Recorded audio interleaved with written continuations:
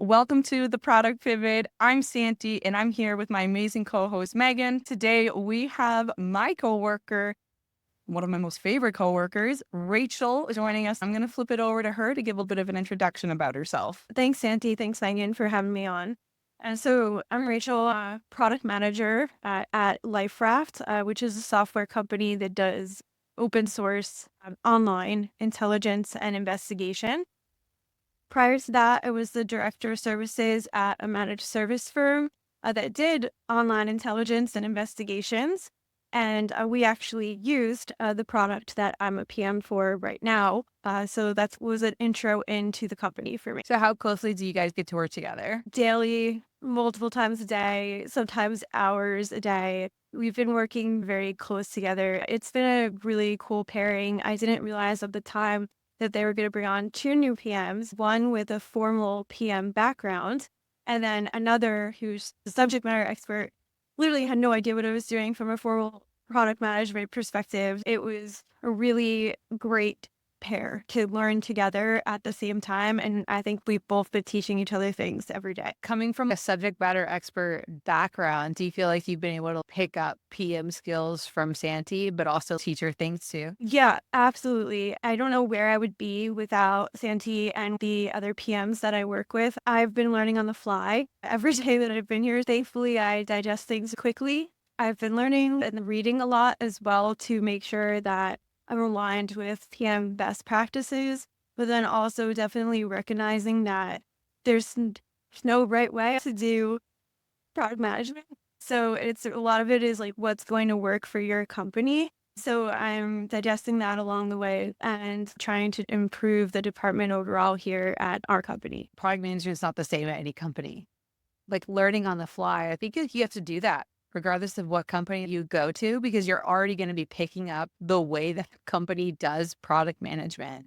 And so I feel like Rachel's in a really unique spot where she almost have a clean slate going there, which is nice. And I don't know if you felt that a little bit, Rachel, where it's been nice where you don't have all these frameworks and ways that you do things. It's almost been nice to pick them up instead of having to like have set ways of doing things. Yeah, absolutely. I'm learning that I came in with some things that were definitely not a best practice that I was able to just stop doing immediately. One was just, I guess, my confidence level and what I thought needed to happen with the product, just having been a user, coming in with a bit of bias.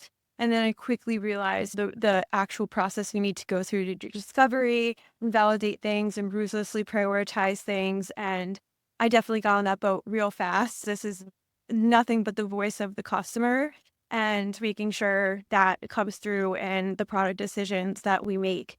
And I will say something that I did bring in that I think helped me a lot in the process was that I got to work with marketing. I was heavily in sales. I got to work with my CEO at my last company all the time. So having a good wrap of the different departments, what they do, and the business overall has definitely helped me in this role. I tried to keep a lot of that coming in, recognizing the importance of working with everybody and how everybody's trying to achieve different goals, but ultimately driving up to the business goals. Yeah, I want to pull on that a little bit too, because to see just how many transferable skills can relay into product from other roles. And so having that exposure, because similar to you, Rachel, I worked very closely, like in my last company. I didn't start out in product. I started as a customer support coordinator. So I went through like the CX side. I had exposure to marketing and sales. I had exposure to the dev team. I worked in the dev team as a QA analyst. So I always find that it's so fascinating how many skills can be transferable. And I don't want people to sleep on that, because I think we can often be like, oh, to be in product, you'd be able to do this and this, but take a look inside and be like, yo, wait, there's a lot of like this happening. I did this in this role, or this is going to help me be able to relay this to this team. And I really want to emphasize that for folks. Like there is so many transferable skills in what you've done in the past, and that can be relayed into product depending on where you're going. Absolutely. I completely agree with that. I came from a similar background as you, Santi. Was there anything that made you feel like product management is for me? The job ad for this company really caught my attention. It didn't say anything about having a product management background. It was looking for somebody in the industry who knows the industry well, who knows the customers that use their product inside and out. And that was the gist of the ad. And it was really intriguing to me because I'm like, that's me. I could totally do that. So I decided to take a leap and see if it stuck, and it was right away received. I think they were looking for somebody just like me in the hiring process, so it all worked out. Was there anything that you did uniquely to get noticed for that role? Yeah, I definitely had to think back to my experience to date as I was updating my resume and as I was going into the interview to pull out anything that would be really a skill and a strength for the product management role. I really needed to lean into all of the customer FaceTime that I've had working one on one with our customers, tailoring to their needs, figuring out their problems so that we know how to solve them. So, really drilled into that a lot, making sure that nobody thought I was shy to be doing anything like that.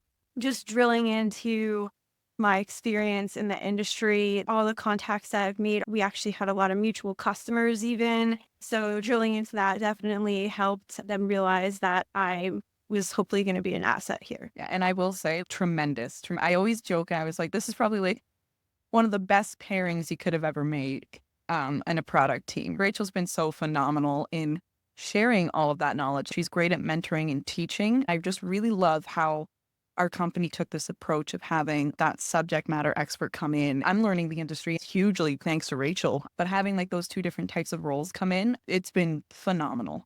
Cannot say enough about it. It's been such a fantastic experience. You may have shared this already, but can you tell me how large your company is? Rachel, correct me if I'm wrong. I think we're 90-ish people. Yeah, I have 100 people right now. That was actually exciting for me when I saw the opportunity because I've never worked in software. So I thought that would be cool. And then I've never worked for this large of a company. To me, this is a large company compared to where I came from, which was a small business, about 30 people, only 4 people when I started working there, actually. It was quite a journey pivoting to a place that was much larger and had what figured out great benefits, great culture, a lot of people that are really awesome that I've been getting to know. It was really enjoyable. It's awesome. Usually you don't see smaller companies or startups think that meticulously about hiring. Usually it's like we have an empty role, someone's leaving, we're in this position where we have a pain point and we need to hire. Thinking so meticulously about looking for a subject matter expert to help strengthen your team is really showcasing the type of organization that you work for. You don't see that a lot with an employee count of under 100 people. So I think that's really cool to hear. A shout out to our boss, Neil, because I think it was his idea to pitch the company to bring both Santi and I on because we both came in with different strengths. So kudos to him. Way to go, boss man. Shout out Neil. Rachel, I am curious, what are some things that you found as you were pivoting and getting used to product management that you found to be like either you were pleasantly surprised by or you found maybe a little bit more challenging? And how did you navigate each of those? Okay. So pleasantly surprised would be just the amount that I've gotten to work with other departments because coming from a small business to a larger company was like, oh, I'm just one person in a whole bunch of people now. I don't think I'm going to be able to have that same relationship with all the different departments. But I'm realizing as a PM, you really have to. You have to be close with marketing, sales, engineering, design. If you're not close with any of those departments, you're going to be in trouble. The challenging part is also the amount that I have to work with all those other departments. So I think the answer would be the same, just because all of the departments have their own goals that they're trying to achieve, and they all have their own understanding or maybe need a better understanding of what PMs do. That has certainly been challenging, especially for me to understand departments that I haven't worked with before, like engineering and design. I think I've come a long way since day one. I quickly realized listening to those tech conversations that they're having, understanding the complexity, where if I ask for something that seems simple, it's never straightforward. There's always so much complexity to it. And I've just been very open to listening and absorbing all of that and trying to understand their mindset so that we could just work better together. But that was definitely a challenge in the beginning. The lack of the technical experience I brought in and understanding how those teams are working on a day to day. Yeah, it can be a challenge for sure. I had some exposure at my last company when I first started as the support coordinator. So I had a little bit of exposure to what they were doing, but it really is just something that builds up over time. And also, of course, just there's fundamentals, obviously, of like ways that they're working with like with technologies and stuff like that. But there's always going to be a little bit of variation with which company you land in. But it's something that definitely comes over time and it does get a little bit easier. I totally resonate with like how tricky it can be up front because it's okay. We're quite literally speaking like almost a language here in terms of what we're trying to figure out. So it's something that I also tell folks like exactly what you're doing. Listen, take it in, ask questions. And that's one thing too that I do want to stress that at least for me, all of the developers and engineers I've worked with have been absolutely amazing in just like explaining things. If I were to say to someone on my pod, hey, like I actually don't like you're talking about like a more technical thing and I'm curious to know a little bit more, so I'm not understanding. They are happy to explain it and break that down. I found that to be true with and maybe this isn't the case for everyone, but for me, I've been very blessed that everyone that I've worked with has really been like that. They are more than happy to explain, walk through, show whatever it is that we need to help us read from the same sheet. Rachel, it seems like you've had the same experience with your pods as well. Yeah, absolutely. They've been great. I'm definitely excited to show me anything that I ask them a question about. And even though sometimes we do speak different languages, we are all human. And so just building those relationships with the other departments definitely goes a long way. That is like probably one of the hardest things that I had to develop at Lavender is just learning to communicate with engineers. It was very hard to learn because all of them speak different languages. Some of them are really straightforward. Some of them want more like information. You have to learn their quirks. I think that is one thing I struggled with at the beginning. So I can totally relate to that. But like Santi says, it takes time. Being a PM is just so relationship focused. And if you can, at the end of the day, fall on the relationship, even if you make a mistake, if you can fall on their relationship, that's all that matters. If you have that trust built to say, sorry, made a mistake, I messed up. And then I think that's okay. Absolutely. Thankfully, I think Sandy and I are at a company right now where we feel comfortable in being able to say something like that. Like, made a mistake, learn from it, won't happen again. So, yeah, it takes a lot of humility to be a PM. It doesn't matter how long you're in the field, you're going to make mistakes. And you might make repeat mistakes too. I'm very heavy on this topic because in a world that seems to really idolize perfectionism, it is so hard. I can tell you right now, there's probably like 4 or 5 things I messed up this week. It just is it's the natural way of just humans, right? And I talk about this so much because I can feel very, very hard on myself, and I know others do too. So I'm very upfront about it. I try my best as much as I can to express humility. We can think of one thing and then reflect on it later and be like, oh, wait, I could have done better on that. It's one of those things. So being a PM, I would say it's also having that humility to fess up to those mistakes and just try to do better from them. That's life as humans, right? Talk about the perfectionism thing. I'm very guilty of being a perfectionist sometimes. So I will say that was also a challenge in the pivot. But it's a challenge wherever I am, right? Not as a PM, but just any job role. That's something that is a challenge for me to let go of and stop with the perfectionism. But within the product, I learned like simple, having that MVP, iterating, enhancing along the way. I really had to let go of some big visions and like what's at the end and just say, okay, this is simple. This is what we're starting with. This is the bare minimum. We can't just throw all this time, effort, budget at every idea, weighing that and knowing when we do want to take it to near perfectionism and when something just needs to be good enough or just a little light touch has definitely been experience for me along the way. I like that you touched on that. I do, because it takes, and I'm learning this now too. Like, I've been in the product space for a while, but like it takes time to really hone down on what can be cut. That's a skill in itself, right? Like, I think some people would think, oh, that's so easy. There's a little more strategy to that. Like, you got to think bare bones, but you also need to think of the bigger picture as well. I'm glad that you're bringing that up because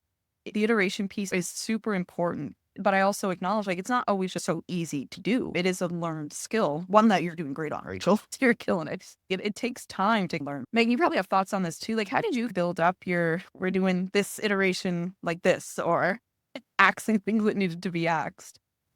It's a good question.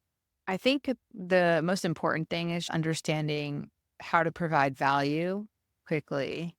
And I think that if you're looking at the bigger picture, you're seeing how you provide value in a big picture. But how could you provide incremental value is really important. I can give a good example. The other day, I was talking to my product advisor where I work about like something big that we're planning on releasing, and there's three parts to it. And I think that it would be great to release it all at once because it just bam, here's some big value all at once. But realistically, if we release it in three parts, we could provide incremental value.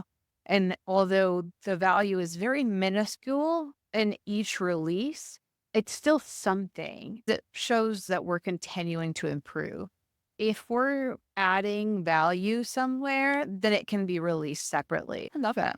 I love that. Sorry, I took us on a little tangent there where I was like, that's a nice one to dig into. Like, Do you feel like your perception of product management has evolved since you started working in product? When I came in, I definitely did not realize the level that goes into actually creating the product. As a user, I'm just like, oh, this feature here, this button here, and then I go here, and it all just feels, so simple.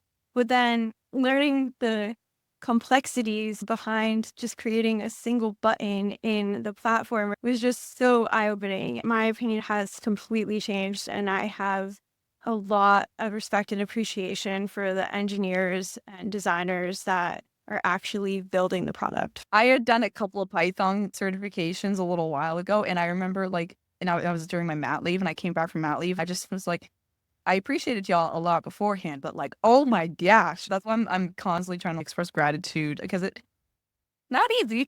It's definitely not. Just the frustration I've seen on some engineers and designers' faces when rework is involved allows me to just be like, okay, y'all have a hard job. So when there's rework or when like a CEO looks at a design and they're like, okay, we'll do this differently, that makes their job so hard. I have such profound respect for every time I pick up my iPhone and there's a new feature in the messages or there's, Apple Intelligence is here. I'm like, what product manager put this together? I really have a profound respect for almost everything I do on technology now because I just pause and think about the effort that went into putting it together. So I think that's cool. Rachel, I do want to ask another question. You made a somewhat recent pivot into product. I'm curious if you've noticed anything kind of in the product community or in like LinkedIn space. What have you heard about pivoting into product as someone who just recently, earlier this year pivoted in? What are your thoughts on that with the narrative that's kind of happening right now? Yeah, picking up pivot to product books, how to land your product career, digging into the LinkedIn network that is, the product world. It does really seem like a PM can come from any type of background. I love, the theme behind this podcast so much because you really can pivot into product from so many different places. So I love hearing the stories of all the different backgrounds that have made the move into product. That's definitely what I'm seeing a lot of. And then a lot of moving to more of a problems to be solved type language, like that I know we've been looking to adopt here a lot, where it's like stop thinking about features and think about the problems that you're solving for your customers instead. I think that there's a lot out there about that, a lot of suggestions in the way to document those problems. It seems like there's so many different options for documentation and documenting too much, documenting too little, documenting this way for this person and this way for this person. So I think I've definitely been reading a lot about that throughout the journey as well. Those have been my key takeaways. Digesting all of that has really helped me put things into perspective, I think, on the day to day. But there's other tips, of course, like that I've been picking up. What's been your favorite book to read about product to date? Yeah, so I have it right here. Cracking the PM Career by Jackie Navardo and Gail Lackman McDowell. So, I mean, it was the first one I was actually gifted, and it was the first one I picked up and that I really learned a lot from. And I've read others like the Product School books and the something with mind in it. It's not coming to me right now. And inspired. There's a lot of overlap, though, I found when I picked up the Pivoting to Product career book. Those other books really just dive into those in a little bit more detail. If you are pivoting to product, I would recommend starting with the book that I did. Amazing. We're gonna have to drop like a like the link. Some of the senior leaders in product out there and more thought leaders in product are coming out with the product management is dead, right? In my opinion, discouraging those that are not more senior in product or those that want potentially to pursue a career in product. I'm curious if you were to see something like that today as a newer person in product, or if a job seeker was to come to you and ask you, is product management dead? How you might reply. I don't know what the arguments are for why product management is dead, but I can say without knowing what those are, I certainly don't think it's dead at all. A PM is really the glue between so many different departments. It's hard to imagine at a company this size that has such an in-depth product, how without having a PM, I just don't know how things would function. Honestly, I can't imagine it. Just thinking about my own company and how complex their product is and the things that need to get done on a day to day that we do. If we removed ourselves tomorrow, I think it would have a ripple effect across the company. It might not be felt immediately, maybe not even felt for a few weeks. But if you go a few months, if you go a year, I think it would have devastating effects on the product and the success of the company. It's so easy to make a wrong product decision. Like the ruthless prioritizing that we have to do to make sure that we're getting it right without having that person fully dedicated to that, it would be easy to make wrong moves and then another wrong move and another one. And then your business is not growing like you thought, you're not delivering the value you thought, and everybody's sitting around wondering why. Any follow up to that, Santi, since you guys work at the same company? Well, this is good. This was a good way to put it. Nothing to follow up on that specifically because I think, Rachel, you really explained that well. I agree with the sentiment, though, that it is discouraging for folks that are genuinely fascinated in product or want to at least learn more. If they're seeing all this hype about products dead, that could inadvertently be killing like a dream of someone's, right? Or it could be killing a potential that person could provide astronomical value to. I know the world is not sunshine and rainbows. If there are things on the more negative side that need to be talked about, of course, we should be able to talk about the hard things. But I am mindful that if it's just negative, like we really start boxing this narrative in and solidifying it when there is more hope to them at the surface level. I'm glad that you spoke to that, Rachel. And I think it's super valuable because as someone who did just recently pivot into this line of work, you'd have that fresh perspective of, okay, here was my experience. And it might not match that narrative. For some people, maybe they align with it more, but I think there's a lot that don't. And I'm glad that we're calling it out here. Something that I'm passionate about, just on a side note, is social media algorithms and how they could taint people's, opinions and perspectives. Working in intelligence and investigations, people form these very dangerous opinions on things from what they're reading on the internet. To your point, if you're seeing a lot out there about product is dead, I would encourage you to stop reading that and instead spend some time scrolling, clicking on things that talk about the positivity of product management so that your feed can be flooded with positivity and you could reach your career goals. Fix your algo, people. That was some good advice right there. That kind of wraps up some of our main questions, but I want to open the floor. If there's anything we didn't get a chance to talk about that's burning in the back of your mind. I don't think so. Amazing. There's one thing that I wanted to ask here towards the end. So it's totally non-related to product management, but if anyone watches this episode of this podcast and they would like to network with you or reach out to you, what are 3 things non-work related that they can talk to you about? Okay, sure. Please find me on LinkedIn. I am a big fan of LinkedIn, so I'd love to connect there. Feel free to reach out to me anytime. You can definitely talk to me about online research. That is my area of subject matter expertise. If you are looking for something you're trying to find on the internet, you could certainly write me about that. I'd be happy to help. If you have any questions, this is very random, but about taking up an interest in DJing, that's something I learned over the pandemic that I also really enjoy. I don't post about it on LinkedIn, but I will, just put it out there if you've been looking to take up your music career with DJing or hobby. It's really a hobby for me. Then you can always feel free to write me about that so that you can know where to start.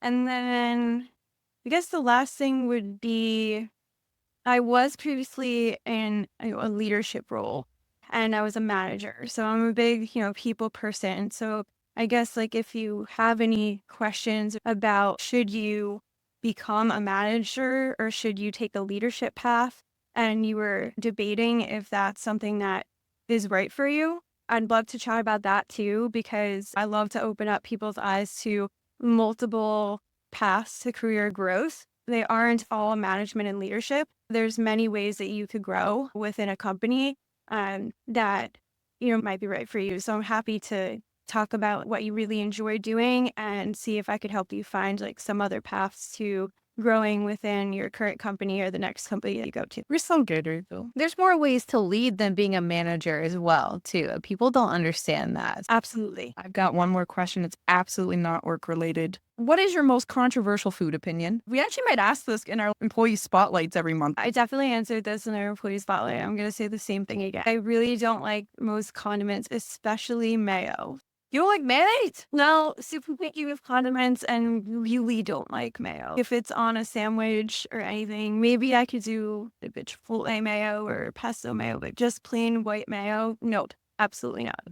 Just a dry burger. And the call. What you asked for controversial, so. Rachel, you doomed us. That is, you know what? And she delivered. I love mayonnaise. Gosh, you know what though? It's so funny because Rachel was in the office a few weeks ago and we five guys for dinner. Rachel, you ain't got no sauce? Oh, that's so cute.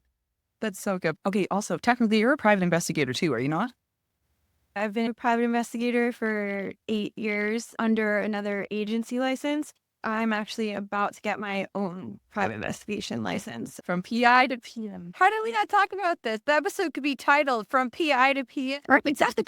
Yeah, I previously introduced it as a firm that did online intelligence and investigations, but the license that we're under is a PI. If you say PI to somebody, they think that you're taking a camera and going to spy on somebody cheating on their spouse, and that's not what we do. We can do a follow-up and just be like, all right, like it's not product related, but like tell us about the PI world.